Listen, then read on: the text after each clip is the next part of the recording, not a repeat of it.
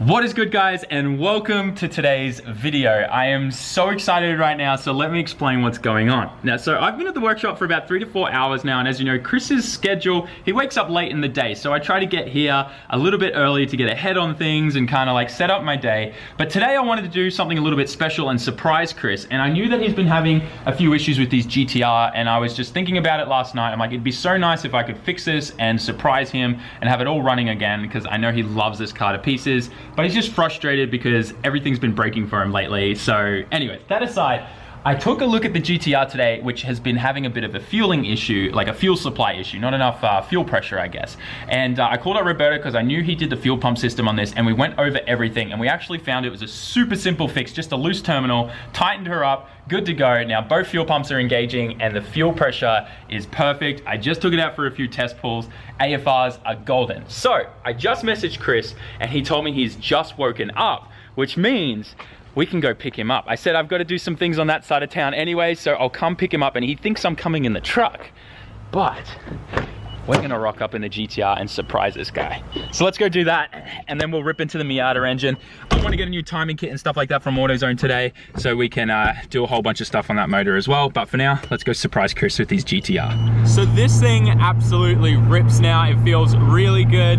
The only thing that would make this car better is AC. So maybe next time if I want to surprise Chris with the GTR again, we'll get AC fixed in this thing. But man, this thing is really nice to drive. The only thing that's kind of tripping me is driving a Japanese right-hand side car on the right-hand side of the road. That takes a while to get used to. But I do feel at home in the driver's seat on the right-hand side of the car, that's for sure. So we are just rolling into Chris's place now. I was hoping he was going to be out the front waiting, but I guess not. Let's see if he'll come outside.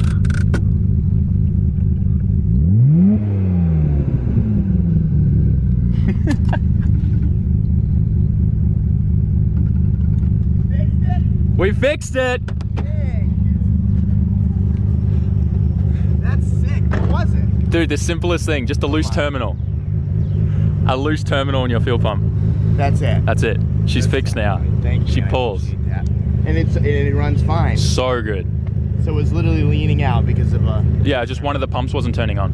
Wow. Yeah, so now she's all good. Sweet. Let's ride it. Let's go. Let's do it. So we're out on the road now, and Chris, does it feel good? Dude, it feels good. I kind of want to upgrade my turbos again because it still feels slow to me. We'll just go to a single. Let's just do it. Dude. Just a I would nice, love to. responsive It's just so single. expensive. Yeah, it's Can we true. give you a little pull? We should do definitely a pull, for sure. Because when Chris picked me up in this, it was having issues, and he was so bummed that he couldn't do some pulls for me back from the airport. Yeah, literally it was just 17 AFR no matter what I did. Yeah. It was brutal. Don't worry, we didn't hang at 17 AFR. We made sure we just idled like the whole way home. Yeah, no. We were not boosting. Limped it home. Don't worry, Literally. we limped it home. She's good now. Not doing that again. Never. You ready for this, mate? Oh, I'm so ready. Bad luck. Little dig. Woo! Woo! She Bull! Back, baby. There's Red Bull everywhere, but that's okay. Oh, I forgot about that. Dang it. I'm bummed. Oh, man. So we're now back at the workshop, and I didn't show this on camera because I was in a bit of a hurry, but the intake manifold is now gone. The valve cover is also gone. One of you guys who's a subscriber, his name was James, he swung by. He does a bit of powder coating and stuff at home, and he has everything there, and he offered to do the intake manifold and the valve cover, so I'm really excited about that. You guys are gonna love the color that we chose. And the craziest thing is he's said he's gonna get it back by tomorrow, which is kind of insane. I've never had turnaround times like that for powder coating. But anyways, that aside, I wanna talk to you about the direction that we're going with this engine. As you guys know, we can't put everything back together because we're waiting for the turbo kit to arrive next week, because we've got to do the oil drain in the sump, the valve cover and everything is getting done. But why we've got this thing on an engine standing kind of apart, I'm thinking about forging it. I know you're kind of like, wait, what's going on? And let me explain. Here's my thought process with forging the engine. So I found a full forge kit, brand spanking new, for one of these engines. Pretty much everything, like ARP studs, both bottom end, top end head, all that kind of stuff, Kinetic gasket. I can get Eagle rods, Wiseco pistons, King race bearings, like all that kind of stuff. Build a fully forged, low compression, 8.5 to 1, that can handle like 30 PSI boost for all around $1,000. And I'm kind of like, I really want to do that. I think it'd be super interesting. And I was talking to Chris because I was like, Chris, like, this is insane. Like, have you ever forged one of these motors? And he hasn't either. So now he's kind of thinking about doing it as well. But here's the thing. I want to know what you guys think. Like, if you guys are really hyped on it, and then, like, you know, a whole bunch of you get excited and like more sticker orders and stuff come in, I'm gonna do it. I'm gonna 100% pull the trigger and we'll build it. It's gonna probably take just as long as it is that I'm waiting for the turbo kit anyways. I can have everything here early next week and we can do the full rebuild here. Like, all I need, like, the bores and stuff are really good, nothing's damaged, like there's nothing wrong with that crank or anything. All I have to do is essentially do the dingleberry mod to like kind of hone out the sleeves a little bit, or the cylinder walls, and then just cut the piston rings to size, measure all of that, slap everything in, plastic gauge it, good to go. So that's where I'm thinking. If you guys are pumped, let me know in the comment section, and then grab a whole bunch more stickers. That's pretty much where I'm at with it. I'm really curious, and I'm also kind of excited because if we do this, I'm pretty pumped, because I think everyone I've ever watched on YouTube who's played around with Turbo Miatas has never really done like forged builds where they then use the lower compression as well. Obviously high compression just means, you know, more power, less boost, but obviously with high compression stock internals, things get pretty finicky. If there was like fully forged high compression, that's a different story, but just being able to lower the compression like that, and you can even get a thicker head gasket to even make it lower, but you don't need that. But if you're running the high compression stuff, you should get the thicker gasket to lower the compression a bit if you're going for boost. But anyways, that's my thought process with it. I'm rambling on now, but I want to know what are your thoughts, because I mean, if we're getting a fully forged engine, I'm starting to also think about, you know, getting the engine bay repainted, you know, fixing the paint on the bumpers and the boot and stuff like that, getting some, you know, front lip, rear lip, and making this thing like super, super nice. Before I was thinking like, you know, slap on a turbo kit, keep everything stock and factory, but everything's kind of escalating. And I don't know, if you guys are pumped and excited for it, let me know. And let's get on with the video. Quick teleport to go get some lunch, and we're at Panda Express. And believe it or not, I've never had Panda Express before, so I'm excited. Chris is working on the Civic. I'm working on this engine. I'm gonna pull down the whole front, gonna get the AC pump off, the alternator off, and just redo everything. We've got all the gaskets for the front end. We already did that front main yesterday, but I want to do everything. The timing belt on this is pretty much brand new. I was planning to get a whole new timing kit for this, but it looks like it was done recently. Surprise, surprise, which also explains why everything was put together with RTV on the front. But it's just weird. Why would you do a timing service on this but not do like cam seals and front main? It just seems stupid to me. Anyways, that aside, let's pull this down and get everything off.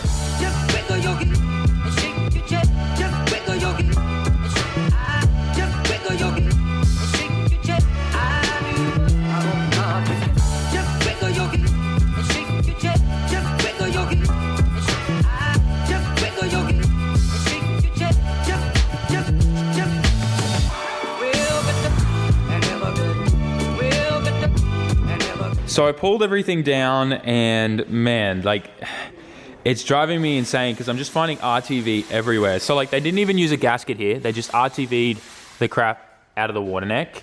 There's RTV everywhere here for some reason. I don't understand why.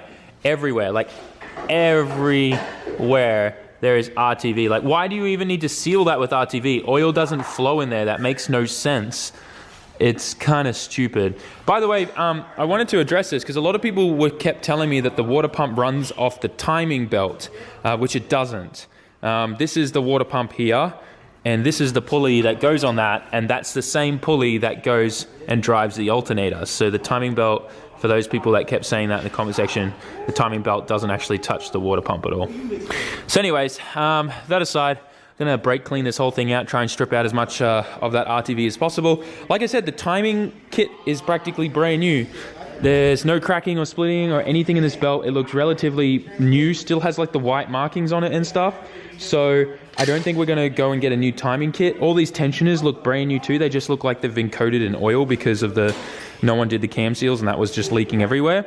But I do have the gasket kit for the water neck and everything else and whatnot. So we'll get that done, clean up everything, get these other accessory things off, and get it looking good. Get it looking schmick, as we say. Okay, so I finished stripping down everything on the engine. I already brake cleaned and pressure washed everything on this, and it's looking so much better. I'm killing myself here because I'm way too much of a perfectionist on this motor. And at this point, she's gonna just sit here now until we decide what we're doing. I really want to forge this thing and lower the compression because I just think it's going to be a really fun experiment. It's going to make this thing super reliable and safe and a lot of fun for whoever's going to get the car. And I think it's just going to take this giveaway and this build to a whole nother level. Chris, what do you think about fully forging this motor?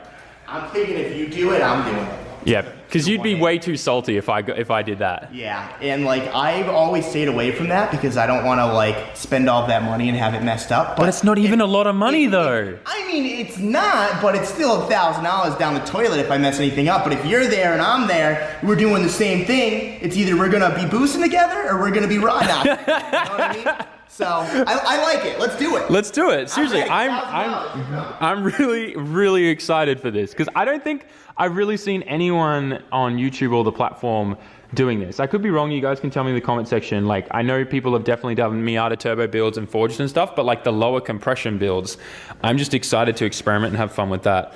And learn as we go, I guess. I also, could someone post in the link about the coolant bypass thing where we can delete this one on the front and put a plate there? I'd like to do that. So yeah, if anyone knows any good kits or has one, please DM me or put it in the comment section. That'd be great. But for now, this thing's gonna go to sleep. I've got all my parts here. I'm probably gonna go to Home Depot tomorrow and buy some bins like that just because I don't want anything getting mixed up or lost. So it's pretty important. That aside, I'm pretty excited because you can kind of see that there's an engine out of the Civic behind me. So make sure you go check out Chris's channel. I'm really pumped for the next edition of the Ricer Civic. It's gonna be insane. It's gonna make more power than it's ever made. It's gonna be way more reliable. Am I right, Chris? Let's just hope so. It better be. With all the money I spent on the engine and everything, it better be. It's gonna be the best looking engine that's ever been in there too, I think. Oh, for sure. I think you've spent more money on making the engine that's going in there looking good than you have on all the previous engines that have been in that car. Correct. All right, time to head home. Man, I love driving this truck. It's seriously so much fun. It's kind of hard to get used to because this thing is so high off the ground. I didn't even know how to express this to you guys. And this ain't even raised. And Chris was saying he wants to raise this thing. It's kind of crazy. Y'all already know. That's Alex in the front, Mr. Veterinarian. You guys know what I meant. He's a vet. He's a veteran. All right. I was sleepy yesterday. All right. Stop hating me. Oh, he booging too. He booging. I'm kind of screwed. It went to one lane, and he's in front, and he is booking it. I think he's gonna beat me tonight. I can't let him win. I need my bragging rights. My guy Alex, how about them apples? Man, I got you good again. If I had a turbo, things would be a little different. This guy was in the lead the entire way. Yeah, I was slowing down. I was like, I'm gonna go straight and hit this roundabout, like the back way into the house. Yeah. And I was booking and I got you. After you passed me, when I took the left, I was like, oh God.